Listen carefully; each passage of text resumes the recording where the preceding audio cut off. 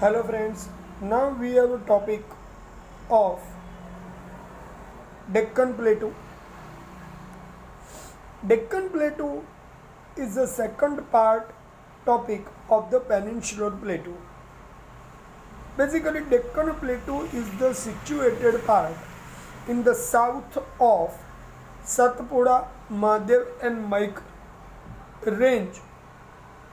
In the south of Satpura, Madhev and Michael range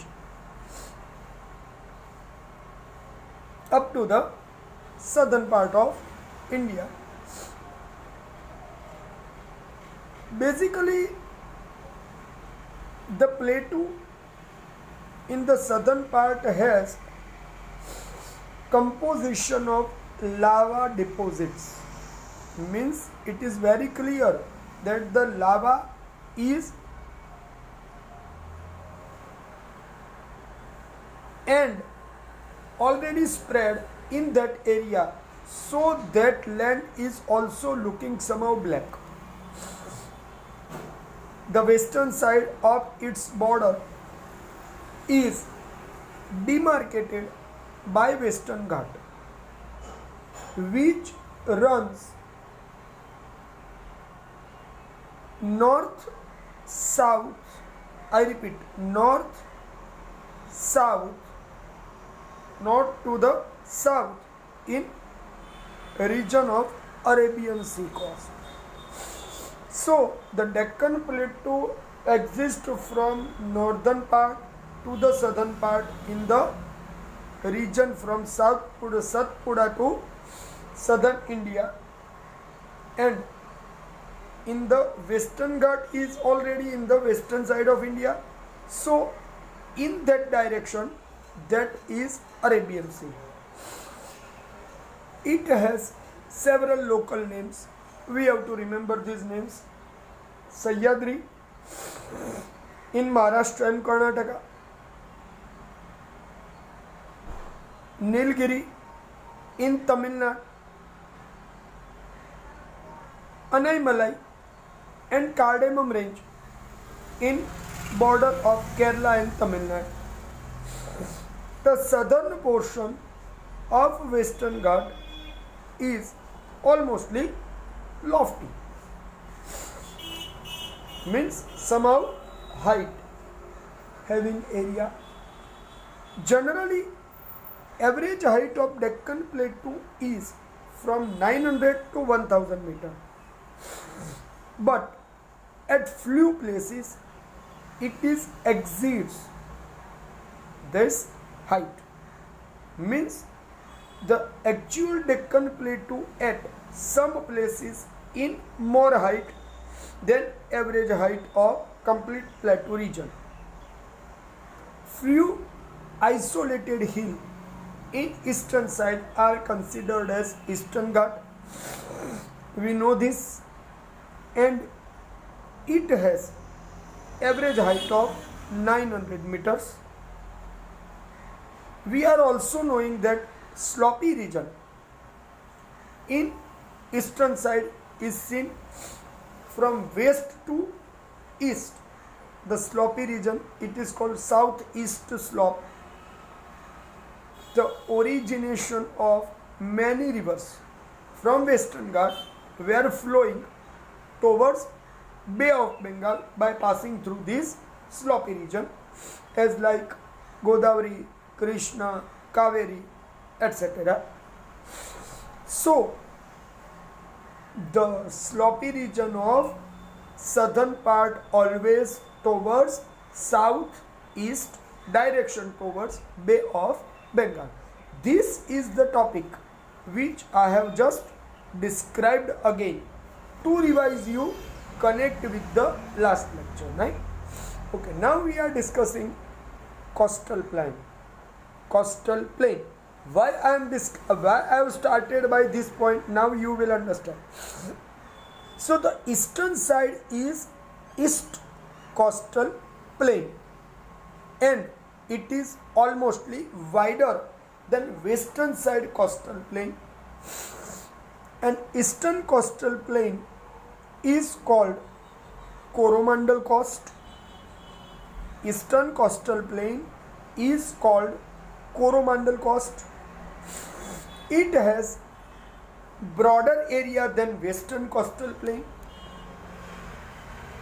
It is also having alluvial deposition due to deltas of different rivers like Mahanadi river delta, Godavari delta, Krishna river delta and Kaveri river delta.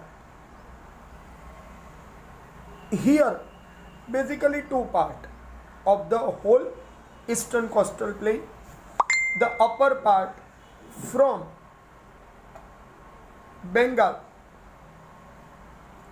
to the Andhra Pradesh is northern Sircar coastal plain. I repeat, northern Sircar, Sircar, northern Sircar coastal plain, and the Tamil Nadu region's coastal area is known as Coromandel coastal plain.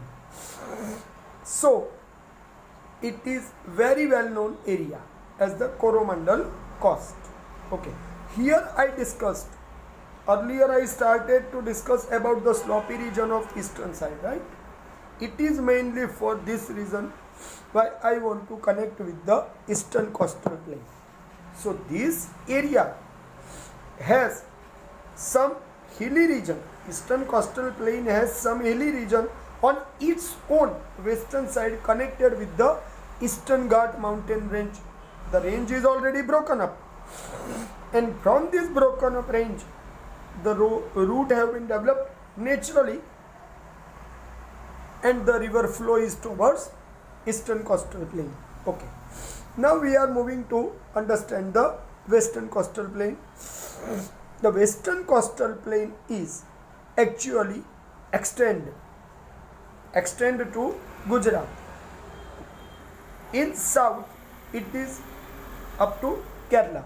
So its overall region is connected from Gujarat to Kerala, that you understand.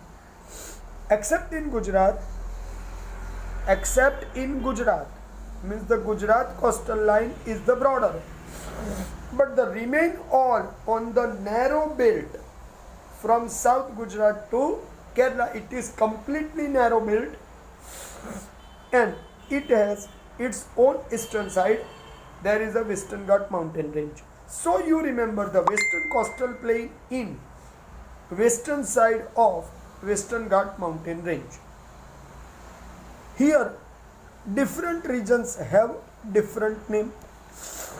In South Goa, the western coastal plain is known as Malabar coast. In Gujarat, it is known as Gujarat plain. In Maharashtra and Konkan up to the Goa, it is known as Konkan plain. So you remember that this region has three divisions: Gujarat plain, Konkan plain, and the last is Malabar coast. That you remember. Now one more thing, that western coastal plain has developed some creeks at their estuaries. Estuaries is a deep valley in the coastal area which are most submerged in through the river water. So here the alluvial sedimentation is found. These are formed due to emergence of seashore. Seashore means coastal area. It provides favorable conditions for activity of fisheries. It means the fishery is easy in the western coastal plain due to these estuaries and creeks. There are many natural ponds. So remember, in western side we have coastal ports as like Mumbai and Marmgoa. Marmgoa is associated with the Goa state and Mumbai is associated with the Maharashtra state. Thereafter, Kochi, Calicut are also coastal region. So there are also natural port. In eastern side we have Tuticorin, Haldia, Paradip. These are also the ports. Means in the complete coastal line from Gujarat to Bengal, we have lots of natural ports that we have to remember. Here in the Kerala region, the backwater have been developed. Backwater means natural coastal lake have been developed. These coastal lakes are known as Kayal in local language. These coastal lakes are known as Kayal in local language. So some people says Kayal, some people says backwater, some people says lagoon. Lagoon means water of the ocean collect at one place and create the lake shape. It is called backwater or the Kayal or the lagoon. Right, my friends? So here I discussed with you about the coastal plain of India in south and west side. Let us discuss about archipelagos. Archipelagos are also known as islands. So remember that this region has some problems. Means the land boundary connection in archipelagos with the coastal area of India is not. So we have to be more alert in our archipelagos for the protection of the land and strategical point of view, because Andaman Nicobar archipelagos are in the eastern side and the Lakshadweep archipelagos are in the western side. There are two divisions we have. Remember this thing. In Lakshadweep, the islands are look alike as horseshoe shape, are formed in corals.